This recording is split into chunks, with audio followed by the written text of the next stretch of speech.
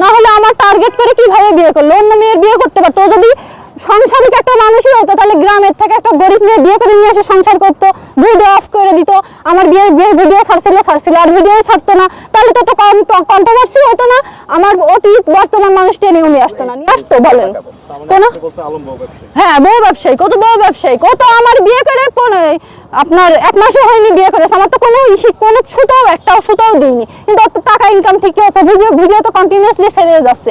Main সমস্যাই হলো 6 লাখ টাকা দিয়ে একটা গাড়ি কিনবে R15, সেই গাড়ি আমি বলেছি না আমার 2-3 মাস বিয়ে না হলে আমি দিতে পারবো না। এখন তো থাকতেই পারে তোমার 5 প্রেজেন্ট, আমারও তো একটা বাচ্চা আছে, আমারও তো 3-4টা বউ চলে গেছে, সমস্যা কি?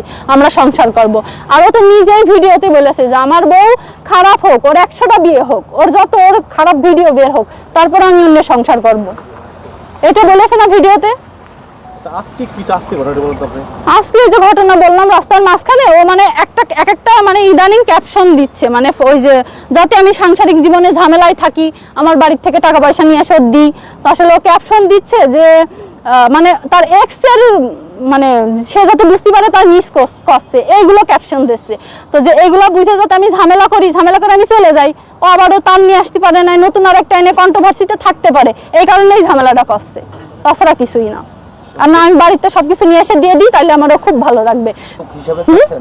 না না, সে চাচ্ছে, তার পছন্দ হয়েছে, সে চালাবে, ওই গাড়িও থাকবে এই গাড়িও লাগবে, তার এক জিনিস ভালো লাগে না বেশি দিন।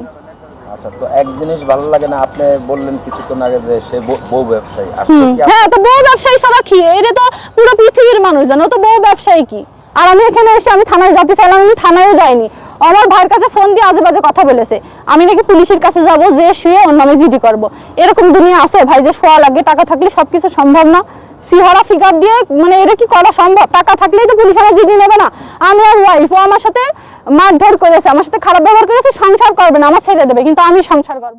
এখন আমি কি মানে ইসের আশ্রয় নেব না, থানার আশ্রয় নেব না, না হলে সাধারণ মানুষ, না হলে প্রেস, না হলে থানায় যে কোনো এক জায়গায় আশ্রয় নেব, সেখানে যে আমার দেহ দেওয়া লাগবে এর তো কোনো মানে নেই। ওর প্রথম আর শেষ ডায়লগ, এর পরেও ভিডিওতে আপনারা যখন যাবেন একটা কথাই বলবে যে হলো ও পতিতা বৃদ্ধি করে, তাহলে তুই এই মানে পুরো পৃথিবীর মানে যত মেয়ে আছে সব মেয়ে খারাপ, ও ভালো, তাহলে তুই বাড়ির কারোর একটা বিয়ে কর, তুই যদি এতই ভালো, তাহলে ভালো একটা মেয়ে বিয়ে করে সংসার কর। ভিডিও তোর তো করার দরকার নেই, ভিডিও তো তুই ছাড়ছিস মানে বাদ দিচ্ছিস না, হয় মা